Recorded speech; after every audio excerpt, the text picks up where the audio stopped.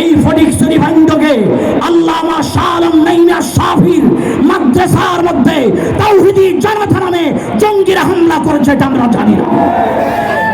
শোনেন, শুধু এই মাঠে বসে আমাদের স্লোগান দিলে চলবে না।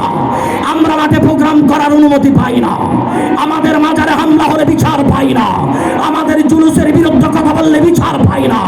বাংলাদেশের অন্তর্বর্তীকালীন সরকারের আইন উপদেষ্টা, স্বরাষ্ট্র উপদেষ্টাকে বলবো, যদি এই দেশের সকল শ্রেণীর নাগরিকের নিরাপত্তা দিতে না পারলে আপনি অনতিবিলম্বে গদি ছেড়ে দেন। কারণ এই দেশে সরকার চলে সুন্নিদের ট্যাক্সের টাকায়, কর্মীর ট্যাক্সের টাকায়, জামাতের ট্যাক্সের টাকায়, আওয়ামী লীগের ট্যাক্সের টাকায়, হিন্দু বৌদ্ধ খ্রিস্টানের ট্যাক্সের টাকায়। যদি এই দেশে সকল সম্প্রদায় নিরাপত্তা পাইলে সুন্নিদের নিরাপত্তা দিতে সমস্যা কোন জায়গা?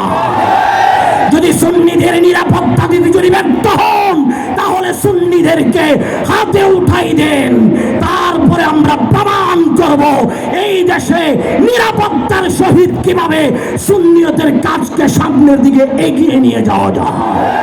আমি আজকে হাটাজারি এই ময়দানে আমাদের আকাবের গন্ধের কদমে আরজি পেশ করে বলবো, আপনারা আমাদের আকাবের, আপনারা আমাদের মুরব্বী হুজুর, আপনারা শুধু নির্দেশ প্রদান করুন। এই বাংলার মাটিতে এখনো লাখ লাখ তরুণ নওজোয়ানের আছে, একটাবার আপনাদের জবানে নির্দেশনা আসবে, এই জমিনে কোনো বাতিলেরা ওলি আল্লাহর বিরুদ্ধে আঙ্গুল তোলার সুযোগ পাবে না।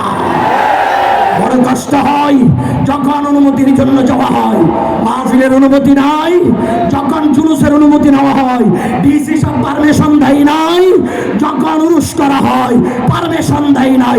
আরে ভাই, ধর্মীয় কাজে আবার কিসের পারমিশন? যদি সুন্নিরা ঐক্যবদ্ধ হয়ে মাঠে নামে, যারা অনুমতি দিবে বলে তারা আমাদের কাছ থেকে অনুমতি নিতে বাধ্য হবে।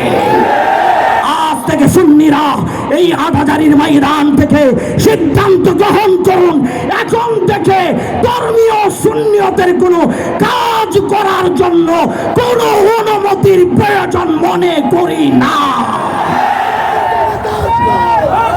এটা